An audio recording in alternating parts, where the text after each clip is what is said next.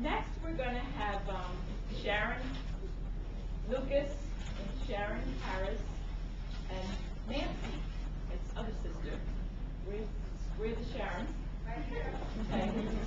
They're going to talk about, I call it Negro life in the early 1900s, but actually Sharon's mother is Arnetta Thompson, who's 90 years old, and she's done some writings about growing up in 1910s through the 40s and 50s, and everybody knows Asbury Park was segregated back in those days. And then my sisters are going to do some readings about my grandfather, Lorenzo Harris. Many folks know him as the sand sculptor, but he was also much more than that, and they'll talk about that as well. So they'll also kind of share some things about that era. And also wanted to mention we have Claire Garland is here somewhere. Okay, Claire, and I just want to introduce it. She has like some rich, in fact, she could be a program by herself. So, you know, next year, maybe we'll have Claire, and her family has so much history and instrumental in helping to integrate the boardwalk and what have you. And there's a couple of other people I want to introduce, but I'm going to say that later when I do my presentation. Okay, Sharon.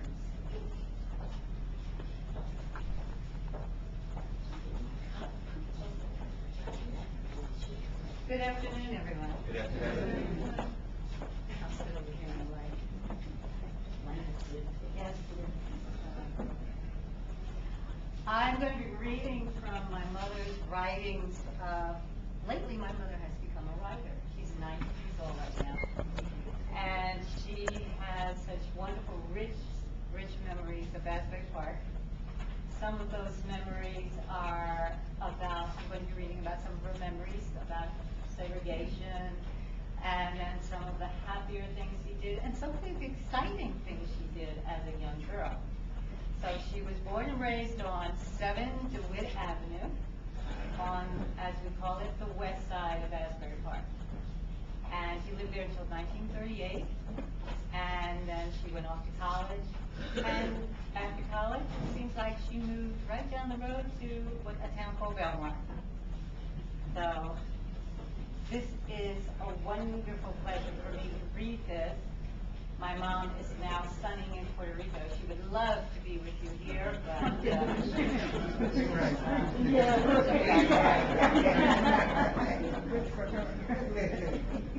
I have recently read books about the history of Asbury Park, and it has brought back memories of a city that I grew up in from 1918 to 1938.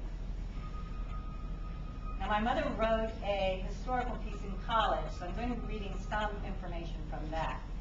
From that historical piece that she wrote, there were two parts of the city divided by railroad tracks. There was the east side and the west side. The west side was composed of Negroes, Italians, and other people of foreign descent. There were well-to-do areas and slum areas in this section. The business area for African Americans was on Springwood Avenue. Springwood Avenue had thriving, reputable businesses to service the needs of the community. There were also undesirable places and speakeasies. Other rackets that operated quite openly were slot machines and the playing of numbers. The main business area of Asbury Park was on the east side. Main Street and Cookman Avenue were the business streets.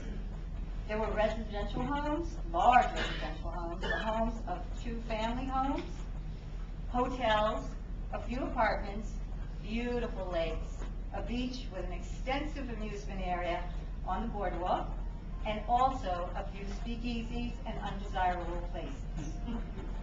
Those places are a problem, and it seems there is nothing being done about it. Well, Asbury Park was founded by James A. Bradley, and it was meant to be a religious community, equaling that of Ocean Grove. A quote from James A. Bradley: "It was to be a place where the weak of body may recover health, the weary of mind may find relaxation, and all may enjoy their days there. There were laws restricting any form of amusement on Sunday or the sale of intoxicating drinks. There were none to be had on Sunday. These were called blue laws. Since James A. Bradley's death, and under the present mayor, all the aspects of these laws have been dispensed. The new mayor is quoted as saying, Asbury Park is becoming a cosmopolitan resort and not a family playground. Well, Asbury Park also became a very prejudiced and segregated city. There were some happy times and celebrations, but not always are the memories enjoyable. I will never forget my first encounter with live ghosts on the West Side.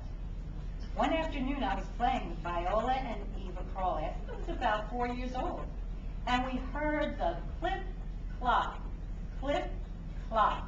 of horses. Well, Viola grabbed my hand and we ran through a hole in the fence to where Gordon and Heck Avenue came together, and then up Heck Avenue to Atkins Avenue. And we stopped out of breath. We stood on the sidewalk, and there in front of us were horses with riders, wearing white hoods, white sheets, and capes.